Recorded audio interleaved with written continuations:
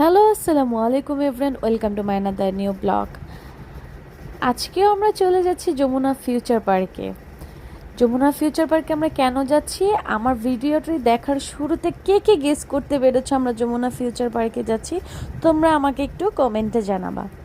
এবং আমার পেজটা কিন্তু তোমরা সাবস্ক্রাইব করতে ভুলবে না, লাইক, কমেন্ট অ্যান্ড সাবস্ক্রাইব করে আমার পাশে থাকবে। আমরা বাইক দিয়ে চলে গেলাম যমুনা ফিউচার পার্কে।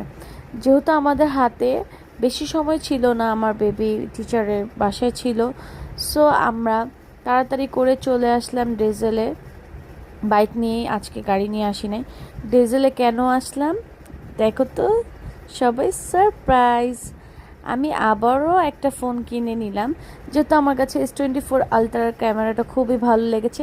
চিন্তা করলাম যে এই ফোনটা কিনলে আমার ব্লগের ভিডিওগুলো খুব সুন্দর হবে, আমি তোমাদের জন্য খুব সুন্দর সুন্দর ভিডিও করতে পারবো।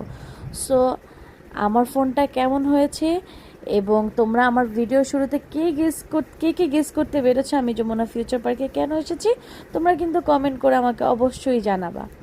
এখানে আমরা ফোন কেনা শেষ করে চলে আসলাম প্রোটেক্টর লাগাতে এবং ব্যাক পলি করতে। এখানে যেহেতু আমাদের টাইম অনেক শর্ট ছিল, আমি তো লোককে বলছিলাম তাড়াতাড়ি করতে। সো ফাইনালি আমাদের কাজ শেষ।